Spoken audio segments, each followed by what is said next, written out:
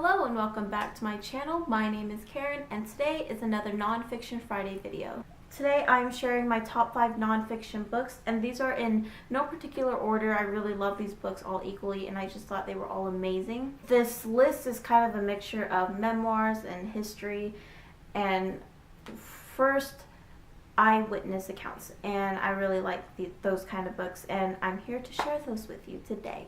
So I will be sharing pictures of the book covers over here because I unfortunately don't own these books. The first book on my top 5 nonfiction books is I Am Malala by Malala herself. Sorry, I can't pronounce her last name. I don't want to butcher it too badly. After reading this book, I gained such a deeper appreciation for Malala and the work she's done.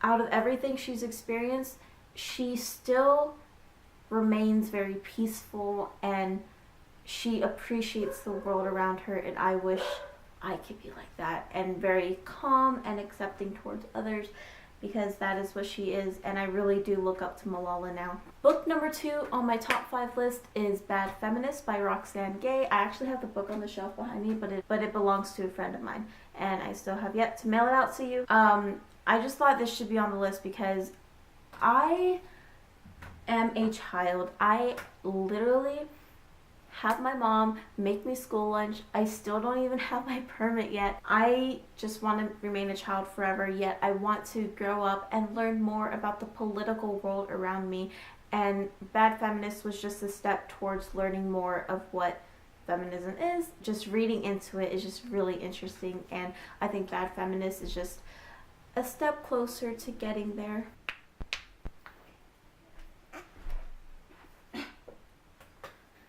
Sorry, my family came home and I needed to say hi and warn everybody that I was filming. Anyways, the third book on this list is Deadweight by Erik Larson.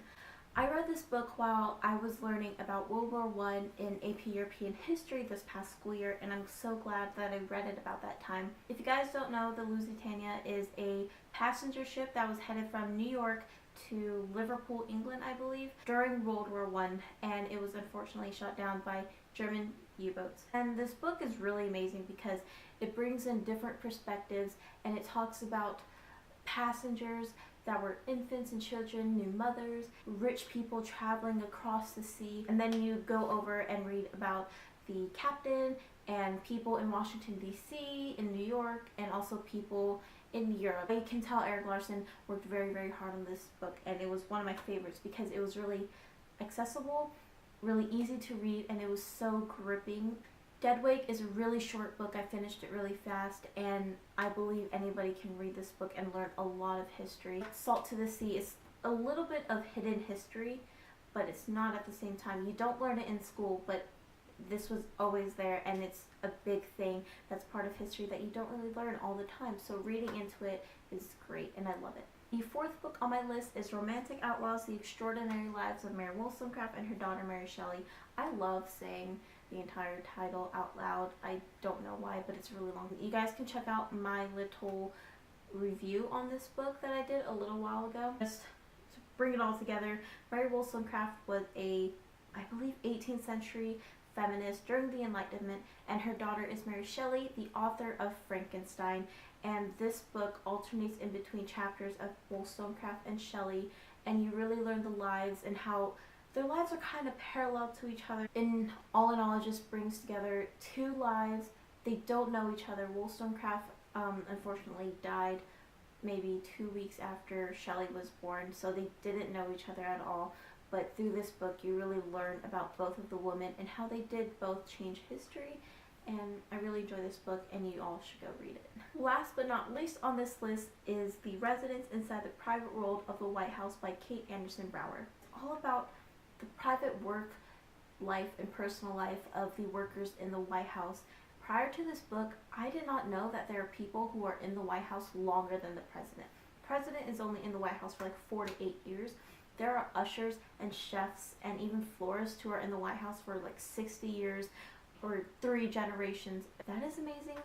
I would love to work in the White House. Kinda not though. I'm still about 2/3 into the book right now. I learned that the White House starts preparing for the next first family about 16 to 18 months before Inauguration Day, so they're preparing right now, I think, if I'm doing my math correctly. This book covers from the Kennedys to the Obamas, and it really gives you an inside scoop of what it's like to work in the White House and what the workers go through, which I think is really cool because they don't get a lot of recognition. But that is my top 5 nonfiction book list. I really hope you enjoyed this video, and I hope to come out with more Nonfiction Friday videos. Hopefully my next one will be favorite authors. I'm not too sure yet. Please like and subscribe, that would make me very happy, and I hope you all have a great rest of the weekend. Go read a nonfiction book, you will learn a lot, I promise you. Bye everybody.